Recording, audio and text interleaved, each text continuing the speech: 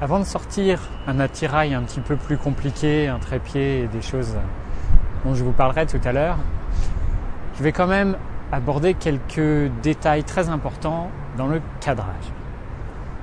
Première chose à savoir, quand on fait un panoramique à l'horizontale, on cadre avec l'appareil photo à la verticale. Ça serait une grosse erreur que de faire des photos uniquement à l'horizontale parce que, je vous l'ai fait très rapidement et je triche un peu, je pivote pas autour de ma pupille d'entrée.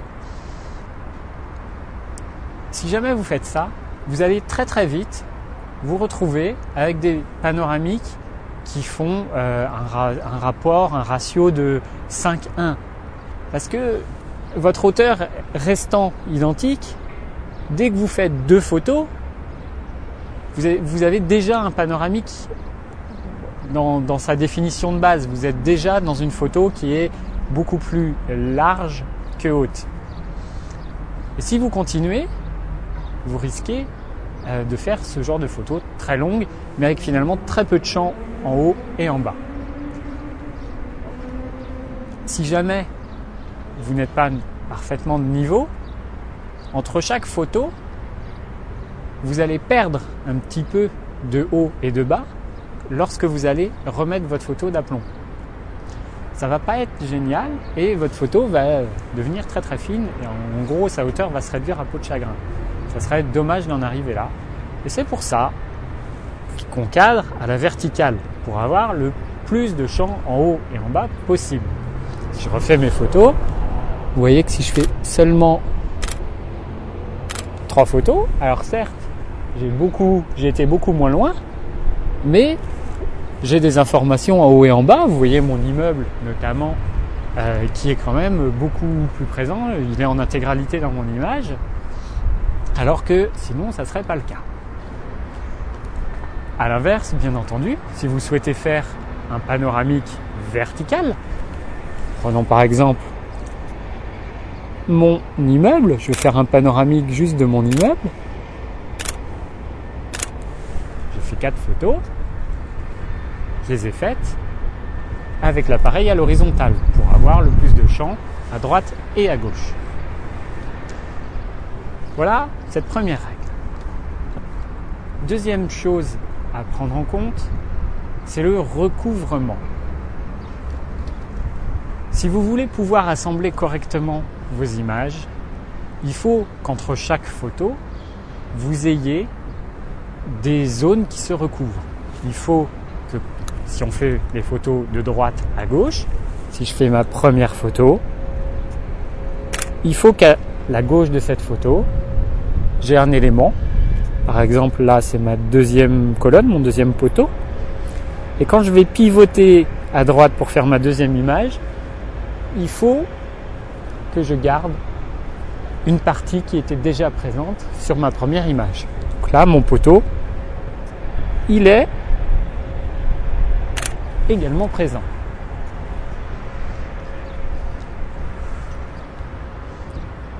C'est très très important.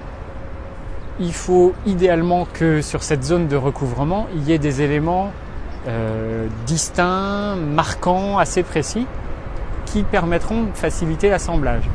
Si jamais vous faites une photo de l'océan et qu'il n'y a que la mer, sans aucun détail très précis, et que sur l'image juste à côté, c'est exactement la même chose, l'assemblage va être très compliqué.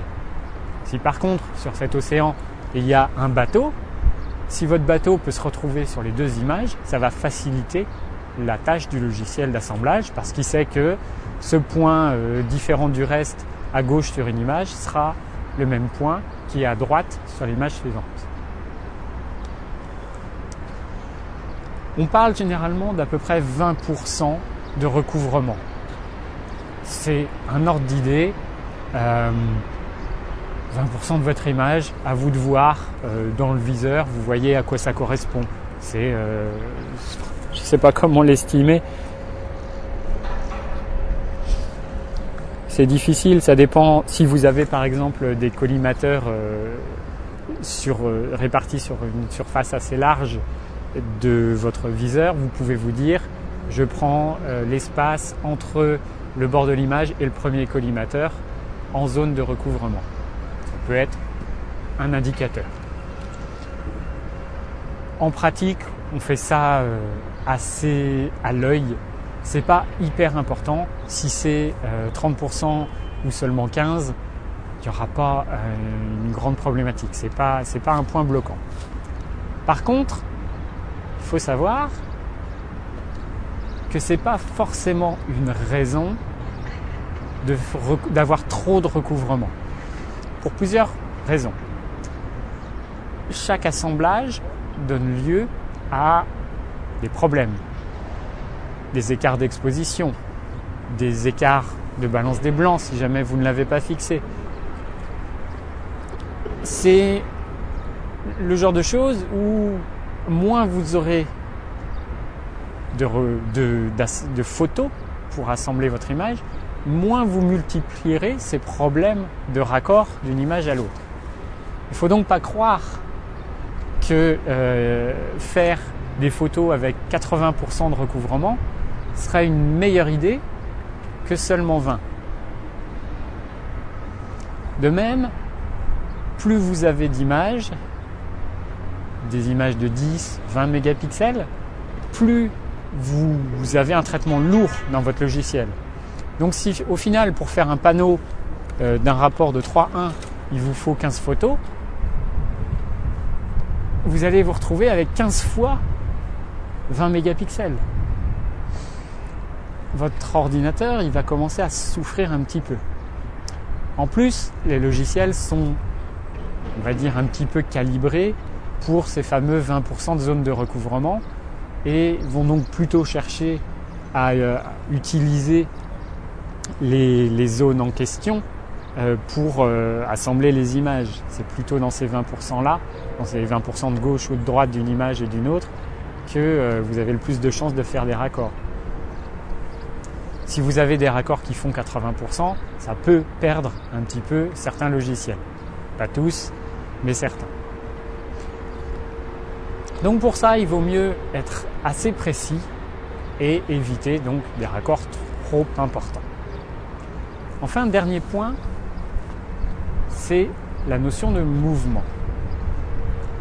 Quand vous faites différentes photos dans le but de les assembler, si jamais vous avez des mouvements, des objets, des gens, des voitures, des avions dans le ciel qui bougent entre deux photos et qui se retrouvent sur cette fameuse zone de raccord, vous risquez d'avoir des soucis.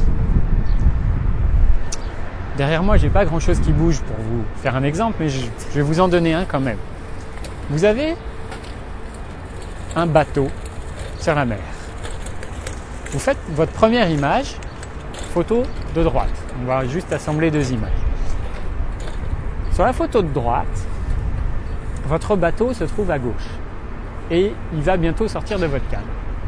Vous faites une première photo.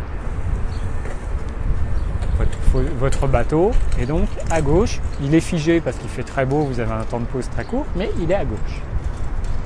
Vous faites maintenant pivoter votre appareil photo vers la gauche et vous faites votre deuxième image. Qu'est-ce qui se passe? Vous déclenchez.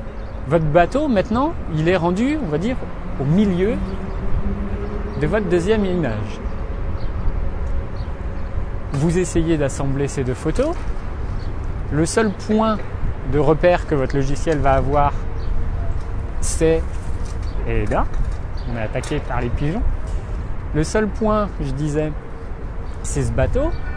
Seul problème, il a bougé entre vos deux photos et il se retrouve sur deux images qui ne se superposent plus du coup. Et votre logiciel est totalement perdu parce que il ne comprend pas que ce point marquant, genre un point blanc au milieu d'une zone bleutée, normalement il devrait assembler les deux photos en se basant sur ce point-là. Mais s'il fait ça, ça déforme complètement votre photo et l'assemblage est mauvais. Si jamais vous avez un sujet qui bouge dans un contexte fixe mais avec des éléments plus contrastés, votre logiciel d'assemblage sera moins perdu. Mais par contre, il risque de créer 2 fois votre élément qui bouge. Si c'est une voiture en zone urbaine, votre panoramique sera globalement bien raccordé, mais votre voiture, elle se retrouvera sur les 2 images. Vous avez créé un monstre, vous avez dédoublé la voiture. Votre deuxième voiture, si jamais elle est sur une zone de raccord entre 2 photos, elle risque de devenir transparente parce que à un endroit, elle était sur l'image et sur la photo d'après, elle ne l'est plus. Le logiciel fait la moyenne et votre photo, elle est transparente. Votre voiture, elle est transparente. Parce que, voilà. Donc il faut faire extrêmement attention quand vous avez des sujets mobiles. Vous pouvez les inclure dans votre image, mais il faut vous assurer qu'elles ne soient pas, ces parties mobiles, sur une zone de raccord. Et il faut vous assurer, idéalement, qu'un élément qui s'est déplacé ne se retrouve pas sur 2 images différentes. Si jamais ça doit être le cas, si vous avez un flux continu de voitures et que vous ne pouvez pas faire autrement, l'idéal, c'est soit de flouter ces mouvements en utilisant des temps de pause plus longs, si vous le pouvez, soit tout simplement de cadrer votre photo en vous assurant que ces éléments ne soient pas très près du premier plan de votre photo. Si jamais vous avez des problèmes de voitures qui sont dédoublées à 100 mètres au loin à l'arrière-plan de votre image, ça ne sera pas vraiment problématique.